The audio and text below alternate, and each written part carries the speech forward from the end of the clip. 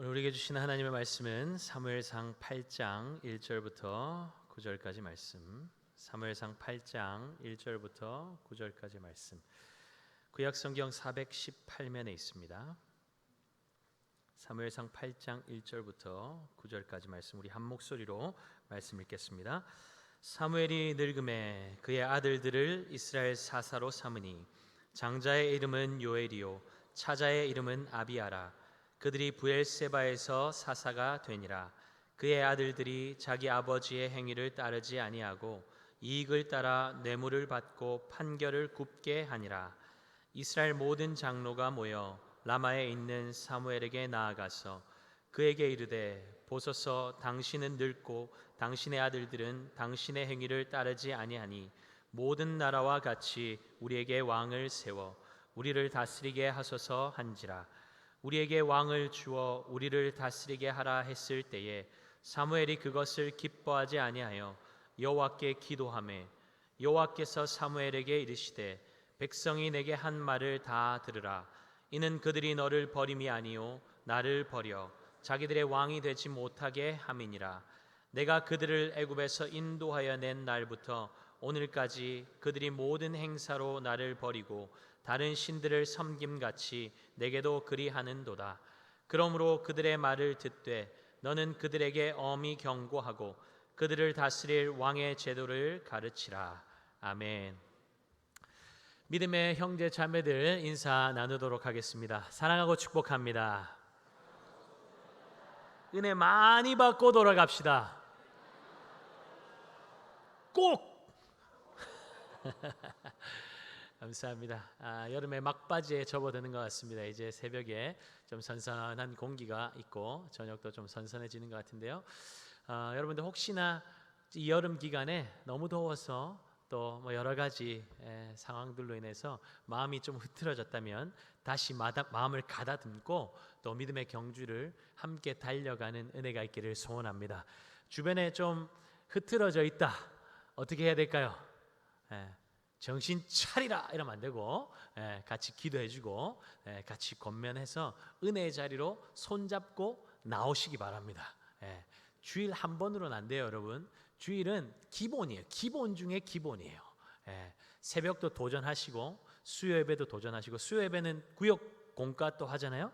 그러니까 구역 모임이 이제 또 9월부터 열심히 또 진행되어야 되니까 함께 모이는데 힘쓰기 위해서 수요일도 오시고, 금요일 날 뜨겁게 기도하는 시간입니다. 주일 날도 사실은 더 하고 싶은데 시간 때문에 못 해요. 그런데 금요일은 여러분, 토요일 날은 뭐 대부분 이제 직장 안 가시니까 저녁 시간에 우리가 자유롭게 또 좀 소리내서 기도하는 것 부담스럽지 않아요. 왜냐하면 모두가 뜨겁게 목소리 높여서 통성으로 기도하기 때문에. 그러니까 여러분, 좀 삶이 좀 팍팍하다, 뭔가 문제가 있다, 어디서 뚫어야 될까요? 어디서 뚫어야 될까요? 기도의 자리에서 뚫어야 돼요. 기도의 자리 아니고는 뚫릴 방법이 없습니다. 아멘입니까? 기도의 자리에서 뚫으세요.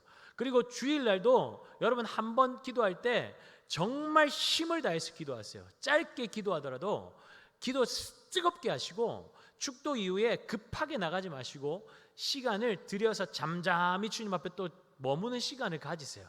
그러니까 막 다 쫓아내지 않으니까 걱정 안 하셔도 되고 앉아서 더 기도하셔도 돼요. 아무도 방해 안 하니까 앉아서 기도하시고 충분하게. 주일 아니면 또 언제 충분하게 가집니까? 그것도 모자라면 금요일도 오시고 그때 또 뜨겁게 기도하고, 그러면서 우리의 삶을 믿음으로 뚫어가야 돼요. 그러니까 다른 데서 찾지 마시고 은혜의 자리로 나오시고 주님 앞으로 나오세요. 그래야 소망이 있습니다. 아멘입니까? 오늘도 주님께서 우리 각자에게 주시는 은혜가 넘치게 될 줄 믿습니다. 여호와의 눈은 온 땅을 두루 감찰하사 전심으로 주께 향하는 자들에게 능력을 베풀어 주십니다. 아멘.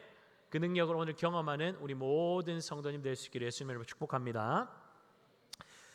하나님의 도우심으로 이제 블레셋을 이기고 이스라엘의 지도자 사무엘은 즉시 돌을 취하여서 미스바와 센 사이에 세웁니다. 그리고 그 이름을 하나님께서 여기까지 도우셨다라는 의미를 담아서 에벤 에셀이라고 짓습니다. 과거에 이스라엘은 같은 이름으로 불렸던 에벤 에셀에서 블레셋에게 대패했습니다. 이곳에서 이스라엘 자손은 홈리와 비느하스 두 제사장과 함께 수많은 군사를 잃었고 언약궤마저 빼앗겨서 블레셋에게 완전히 예속되는 수치를 당했었습니다. 이제 블레셋과의 전투에서 승전을 거두고 돌을 세운 후에 사무엘은 그 아픈 과거를 기억하게 하는 지명을 따서 에벤 에셀이라고 이름을 붙이고 있습니다. 그 이유가 무엇입니까? 하나님께 회개하며 전심을 향하니 하나님께서 이스라엘을 구원하실 뿐만 아니라 그들의 수치를 완전히 씻어 주셨음을 이스라엘 대대로 기억하기 위해서였습니다. 그래야 하나님의 백성들이 하나님만 섬기며 살 수 있기 때문입니다. 미스바 회개 운동 이후에 사무엘이 이스라엘을 사사로 통치하는 동안 블레셋이 다시 침략하는 일은 일어나지 않았습니다. 그뿐만 아니라 이스라엘은 블레셋에게 빼앗겼던 이스라엘의 모든 땅까지도 다시 되찾게 됩니다. 이제 이스라엘은 더 이상 주변 국가들의 조롱거리가 아닙니다. 왜입니까? 사무엘상 7장 13절 14절 말씀을 함께 보도록 하겠습니다. 이에 블레셋 사람들이 굴복하여 다시는 이스라엘 지역 안에 들어오지 못하였으며 여호와의 손이 사무엘이 사는 날 동안에 블레셋 사람을 막으시매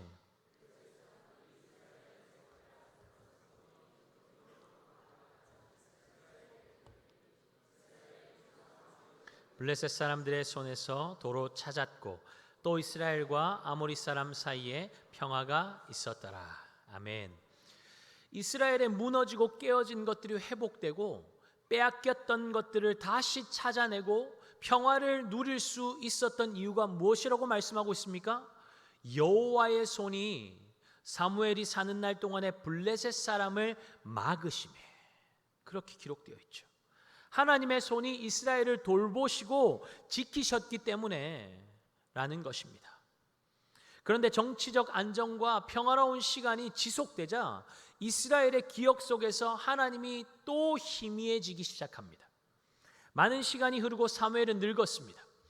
이스라엘의 모든 장로들은 사무엘에게 열방과 같은 왕을 우리에게도 달라고 요구하고 있습니다. 이들이 왕정을 요구하는 표면적인 이유는 사무엘이 늙었고 그의 아들들이 사무엘과 같지 않기 때문이라는 것이었습니다. 5절입니다. 그에게 이르되 보소서 당신은 늙고 당신의 아들들은 당신의 행위를 따르지 아니하니 모든 나라와 같이 우리에게 왕을 세워 우리를 다스리게 하소서 한자. 나이가 든 사무엘은 브엘세바와 같은 변방 지역까지 순회하면서 사역할 수 없었기 때문에 자신의 아들들을 사사로 세워서 그곳을 다스리도록 합니다. 이것이 이스라엘을 더 잘 섬기기 위한 효과적인 방편이었다고 할지라도 이 일이 정당화될 수 없었던 것은 이스라엘의 사사를 세우는 권한은 오직 하나님 한 분께만 있었기 때문입니다. 더군다나 오늘 본문 3절에 나타나는 것처럼 사무엘의 아들들이 뇌물을 받고 판결을 굽게 했다는 것은 그들이 사사로서의 자격이 전혀 없었음을 잘 보여줍니다. 표면적으로는 이 모든 일이 이스라엘이 왕을 요구하는 빌미를 제공한 것처럼 보이고 있지만 실제적인 이유는 다른 데 있었습니다. 그들이 왕을 요구하는 이유가 무엇이었습니까? 다른 나라들처럼 되고 싶다는 것이었습니다. 하나님이 세우신 사사 말고 다른 모든 나라들처럼 우리가 왕을 세우고 싶다는 거였어요.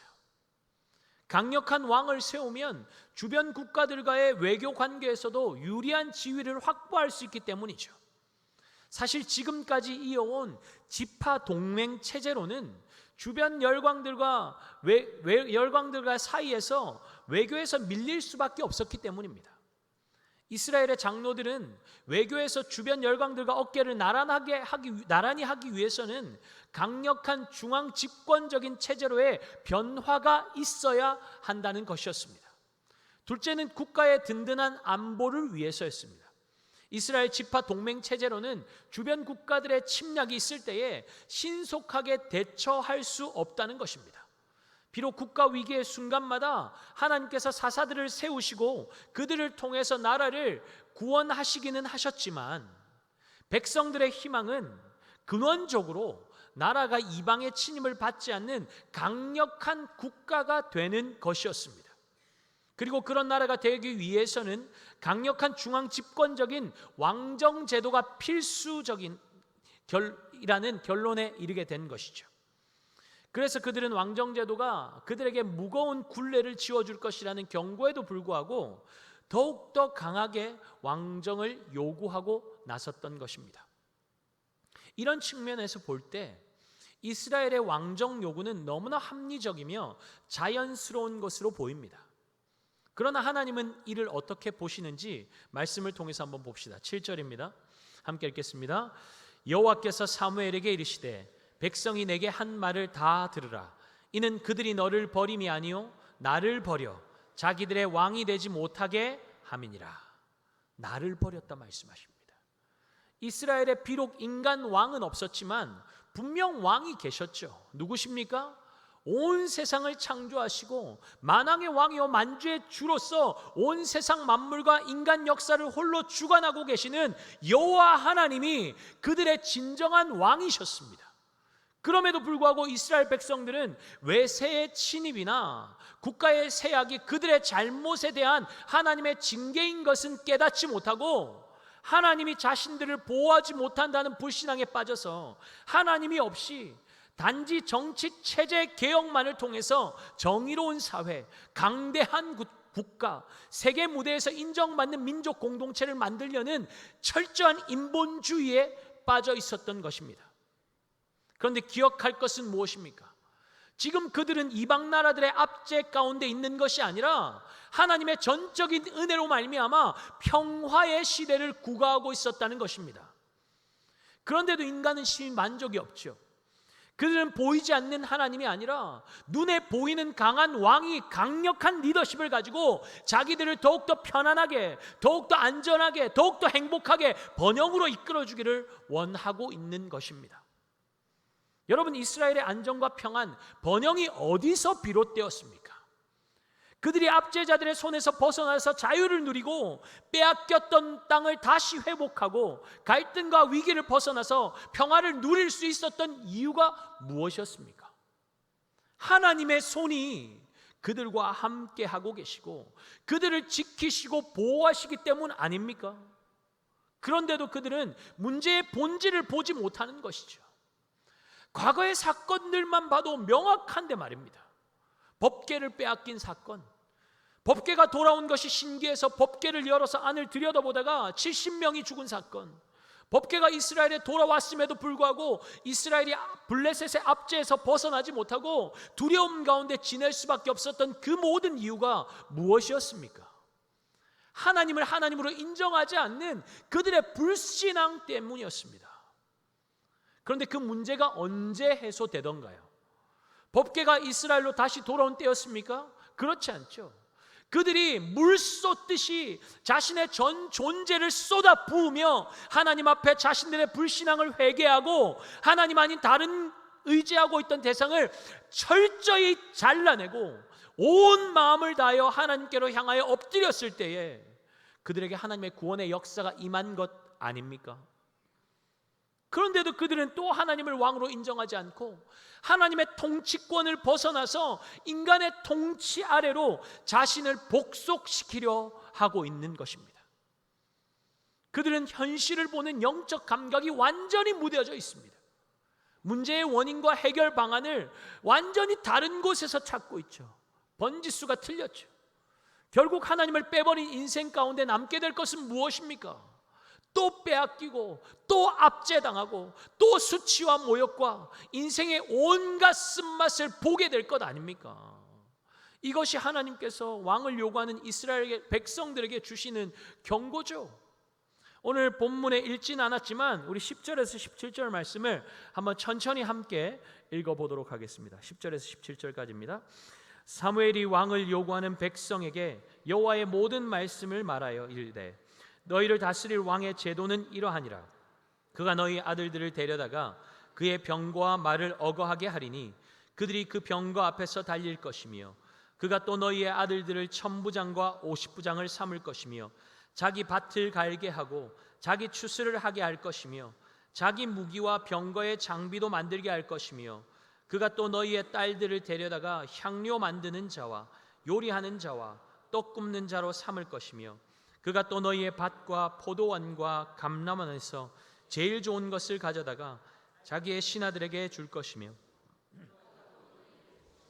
포도원 소산의 11조를 거두어 자기의 관리와 신하에게 줄 것이며 그가 또 너희의 노비와 가장 아름다운 소년과 나귀들을 끌어다가 자기 일을 시킬 것이며 너희의 양떼의 10분의 1을 거두어 가리니 너희가 그의 종이 될 것이라. 그날에 너희는 17절까지입니다. 네. 자, 여러분 읽어보시니까 어떻습니까? 하나님의 통치 아래 있을 때는 어땠어요? 하나님은 자기 백성들에게 끊임없이 내어주셨습니다.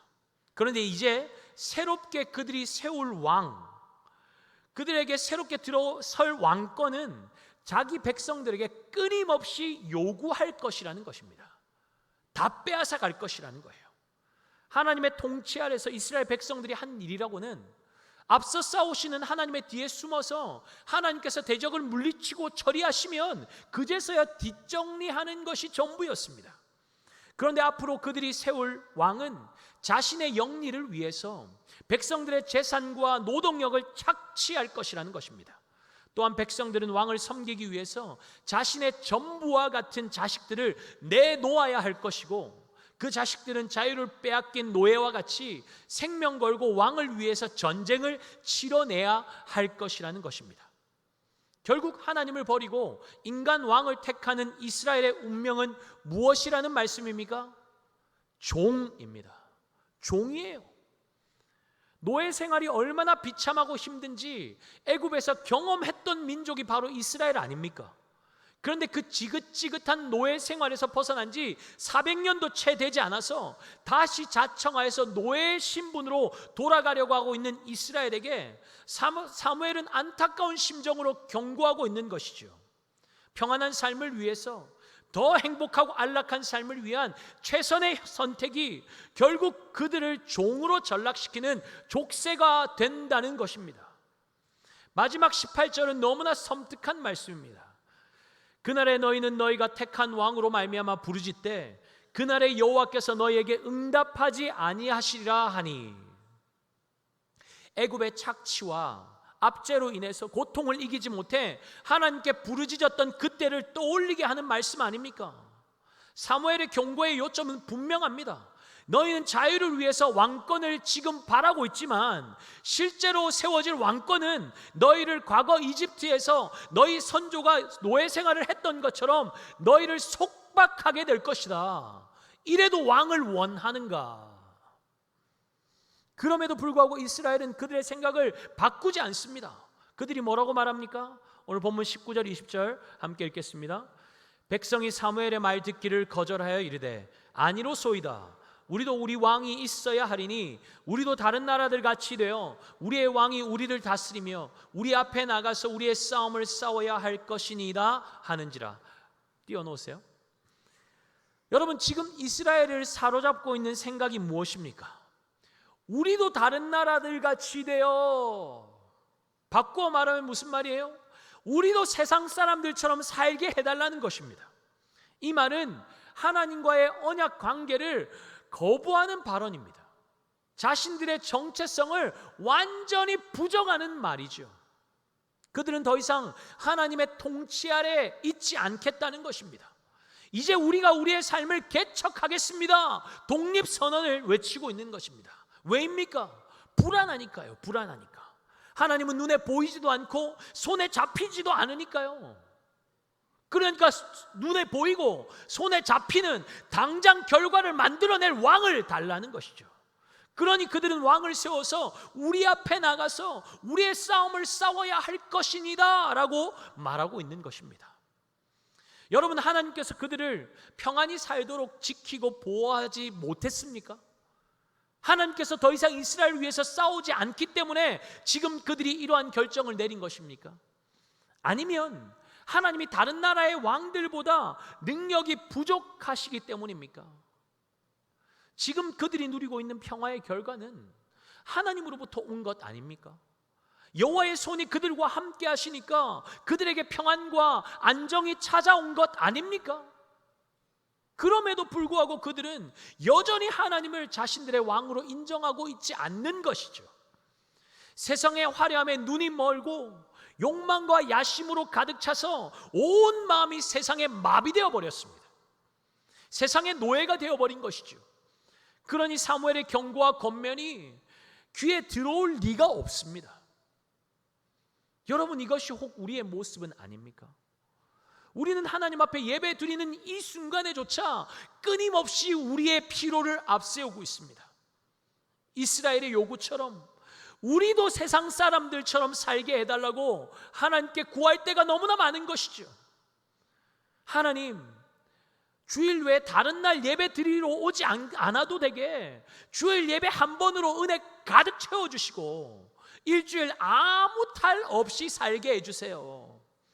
가능하면 예배 안 드리고도 아무 문제 없고 문제가 생겨도 빨리빨리 해결해 주시고 이 세상 사는 동안에 아무런 걱정 없이 더 평안한 삶, 더 부족함 없이 더 행복한 삶, 지금보다 더 편안한 미래를 달라는 것이 주님 안에서 꿈꾸는 우리의 삶은 아닙니까? 그러면 끊임없이 비교하는 것이죠. 기준이 하나님이 아니라 세상이 기준이다 보니 늘 비교하고 조금만 부족하면 다른 대안 마련하기에 급급합니다. 문제를 만나면 문제없이 사는 것처럼 보이는 사람이 부럽죠. 나도 저 사람처럼 살아봤으면, 나도 저런 사람처럼 됐으면. 저 사람은 분명 나보다 신앙생활도 잘 못하고 있고 나보다 나은 것이 없어 보이는데 이상하게 잘 되는 거예요. 나는 예배를 위해서 가게 문도 닫고 대가 지불하면서 주일을 지키는데 저 사람은 예배도 빠지고 주일 장사하면서 돈 더 많이 버는 거죠. 그런데 주일을 지키는 나는 점점 더 어려워지고 점점 쪼그라드는 거예요. 그러니까 어떻습니까? 화가 나죠. 그래서 결국 다른 방법을 찾는 겁니다. 뭡니까? 주일은 쉽니다. 팻말을 떼버리고 나도 다른 사람처럼 주일 장사 시작하는 겁니다. 여러분, 왜 이런 결론에 이르게 됩니까? 왜 마음이 점점 쪼그라들고 왜 초조하고 두렵습니까? 세상은 가졌고 나는 없다고 생각하고 있으니 그런 것입니다. 그들이 가진 것이 더 크고 더 좋아 보이니까 내가 가진 초라해 보이는 것 금세 놓아버리고 더 좋아 보이는 것들을 붙잡는 것입니다. 여러분, 왜 주일을 지키세요? 왜 예배의 자리에 있습니까? 왜 수고하며 땀 흘려 번 돈, 주일헌금, 11조, 감사헌금, 복지헌금, 건축헌금, 선교헌금, 장학헌금 일일이 구분해서 하나님 앞에 드립니까? 직장생활도 힘든데 왜 다음 세대를 섬기고 성가대를 섬기고 차량 안내로, 새가족부로, 예배 안내로, 식당 봉사까지 하고 있습니까? 하나님 사랑해서 맞습니까? 하나님이 나를 구원하시고 감사하고 기뻐서 내게 주신 물질, 시간, 건강, 자녀 모든 일상의 순간이 하나님 주신 선물이기 때문에 감사해서 기쁨으로 하나님께 올려드리고 있는 거 맞습니까? 주님이 내 삶의 전부이기 때문에 주님 빼고는 내 인생 설명 자체가 불가능하니 온 마음과 온 힘을 다해서 주님 섬기고 있는 것 맞습니까? 만약 그것이 주님을 섬기는 이유가 아니라면 우리는 언제든 하나님보다 더 커 보이는 다른 대안을 찾아서 주님의 통치를 벗어나 떠나 살게 될 것입니다. 생명의 통치를 떠나면 다시 세상의 종노릇하게 되는 것이죠. 또 묶여서 비참하게 사는 것입니다. 썩어 없어질 것들을 위해 주님 주신 귀한 삶을 또 쏟아 부어 낭비하는 것이죠. 나도 세상 사람들처럼 살고 싶다. 나도 좀 주님의 통치에서 벗어나서 세상 사람들처럼 마음껏 살고 싶다 하는 분 이 자리에 있습니까? 그런 분들 안에는 반드시 이러한 증상들이 나타나게 되어 있습니다. 여러분 스스로 한번 점검해 보십시오. 첫째로 감사가 사라집니다. 감사가 사라지면 현실에 대한 불만과 불평이 늘어나죠. 평소에는 괜찮아요. 주님 안에서 누리는 은혜가 있을 때는 문제가 되지 못하죠. 문제가 오면 주님 안에 소망을 두고 주님의 도우심을 구하며 나가니까 문제가 와도 문제에 맞설 힘이 생기지만 주님 놓치면 견딜 수 있는 힘 자체가 없어지는 것입니다. 조건이 맞아야 감사가 나오는 것이죠. 상황과 환경이 좋아져야 감사가 나오는 것이죠. 그러니 삶에 가득한 것은 불평과 불만과 짜증밖에 남는 것이 없습니다. 두 번째로 계속 다른 사람과 비교하기 시작합니다. 여러분, 비교, 요거 굉장히 큰 문제입니다. 비교하는 것. 이 세상은 온통 비교와 경쟁이 가득합니다. 늘 비교하죠. 주님 놓치니까 세상의 가치에 편승하게 되는 것입니다. 비교의식이 커지면 부러움이나 질투가 많아지게 되죠. 자신을 다른 사람과 비교하면서 자신의 부족함에 끊임없이 집중하며 살아가는 것이죠.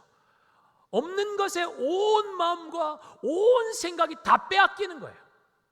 그러니 만족이 어디 있고 감사가 어디 있겠습니까? 다른 이를 경쟁의 대상으로 보고 있는데 어찌 다른 이와 좋은 관계를 맺을 수 있겠습니까?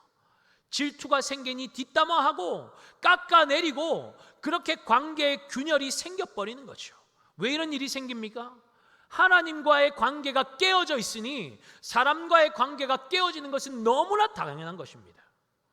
세 번째, 하나님 놓치고 세상을 쫓으면 헛된 희망과 욕망이 증폭되게 되어 있습니다. 허세로 가득한 것이죠.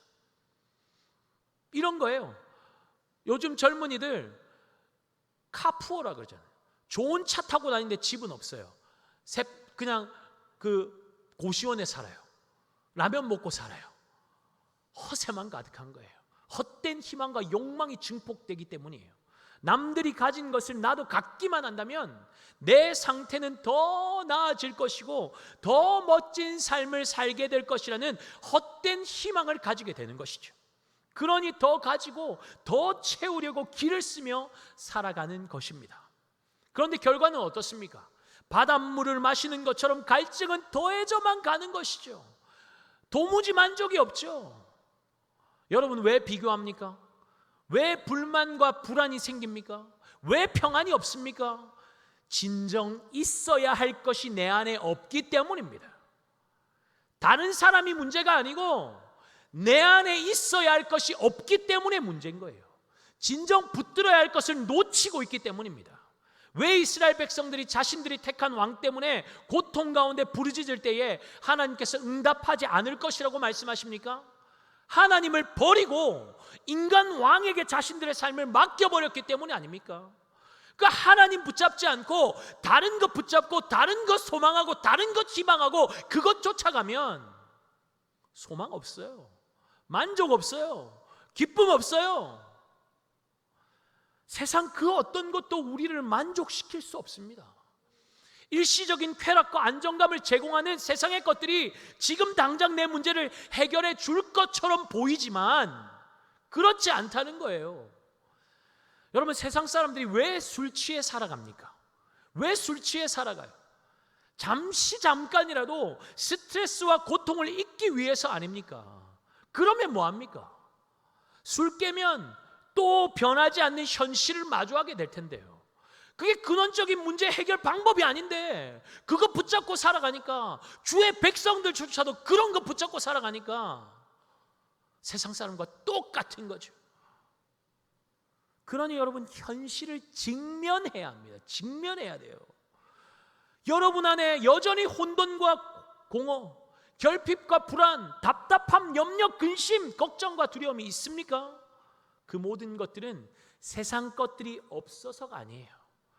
우리가 세상 사람들과 같지 않아서 생기는 현상들이 아닙니다. 하나님을 놓치고 그분의 통치를 벗어나니까 이미 주님께서 깨뜨리시고 밟아 누르고 정복하신 그 허접한 것들이 스물스물 기어올라서 주의 백성들의 마음을 정복해 가는 것입니다. 사랑하는 여러분, 우리의 현실을 제대로 보십시오. 칠흑과 같은 어두움이 온 세상을 덮고 죄와 사망의 저주 아래서 신음하며 고통하며 절규하던 우리의 인생 가운데 생명의 빛이 임하지 않았습니까?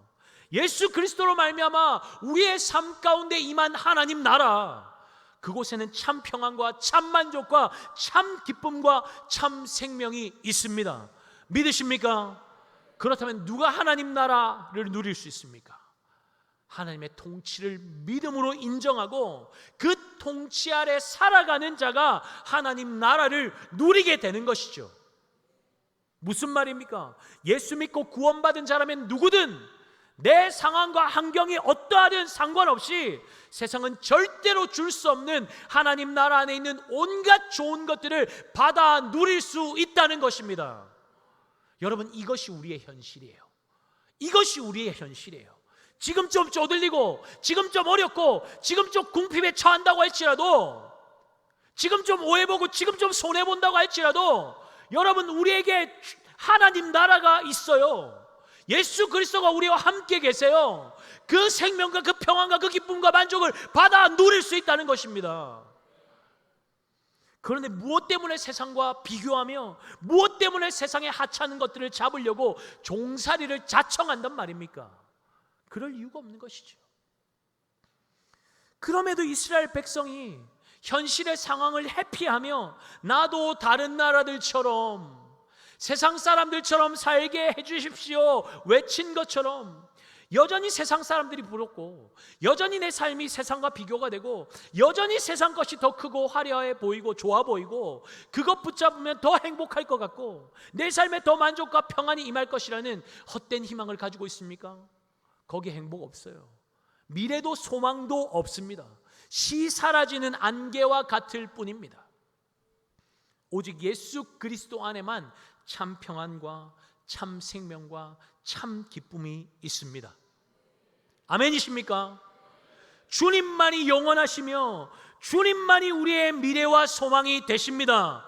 아멘이십니까? 믿음으로 고백하세요, 여러분. 아멘이면 아멘, 아니면 노멘.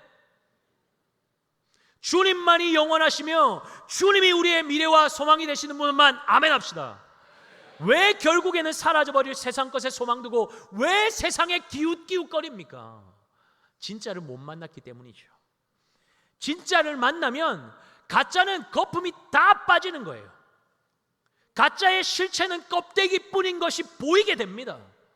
주님 안에 있는 진짜를 맛보게 되면 생명을 해하는 화학 조미료로 범벅이 된 세상 것들은 맛이 떨어지게 되어 있습니다. 참맛을 못 봤기 때문에 세상이 더 커 보이고 세상 것을 기준으로 삼고 사는 것이죠. 예수 그리스도는 질그릇과 같은 우리의 인생을 존귀한 가치로 바꾸신 우리의 참 보배이심을 믿는 분만 아멘 합시다. 예수 그리스도는 세상 무엇과도 비교할 수 없는 우리의 절대 만족이십니다. 그분 안에만 우리의 소망이 있고 그분 안에서만 우리는 참 인생의 가치를 발견할 수 있습니다. 그러므로 사랑하는 여러분, 예수님 만나야 합니다. 너무 뻔해요. 예수님 만나야 합니다. 예수님 만나야 해요. 나는 예전에 예수님 만났어. 과거형이 되면 안 되고 나는 지금도 예수님 만나고 있습니다. 현재형이 되어야 돼요. 우리의 믿음이 현재형이 되어야 돼요. 과거에 받았던 은혜 좋습니다. 근데 그 은혜로 못 살아요. 지금은 지금 주시는 은혜를 받아야 됩니다. 오늘 부어주시는 은혜를 받아야 사는 것이에요. 여러분, 우리가 작년에 받았던 그냥 숨 쉬었던 공기로 지금 사는 것입니까? 아니잖아요. 지금 이 공기로 사는 거 아니에요. 하나님의 은혜가 지금도 부어지고 있고 그 은혜가 있어야 하나님의 백성들은 사는 것입니다. 나는 지금도 예수님 만나고 있다. 현재 진행형 신앙생활 되시기를 예수님의 이름으로 축복합니다. 또 하나, 내 사랑하는 주님 더 깊게 만나고 싶습니다. 갈망형 신앙이 되어야 합니다. 현재 진행형 신앙뿐만 아니라 갈망형 신앙이 되어야 돼요. 지금도 주님 더 원합니다. More, 더 아직도 배고픕니다. 히든크가 외쳤던 여러분, 우리는 주님을 향한 갈망이 순간순간 매 예배 때마다 매 순간마다 일어나는 갈망형 신앙이 되어야 합니다. 그래야 그 은혜를 순간순간 받아 누릴 수 있고 그 은혜로 이 악한 세상을 이길 수 있는 것입니다. 바라고 소망하기는 예수 그리스도 안에서 세상의 맛은 완전히 사라지고 하늘의 영광, 하늘의 평화를 깊고 깊게 맛보는 기쁨이 이 예배 시간에 그리고 우리의 삶의 순간순간마다 차고 넘치는 은혜가 있기를 예수 그리스도의 이름으로 축복합니다. 아멘. 우리 다 함께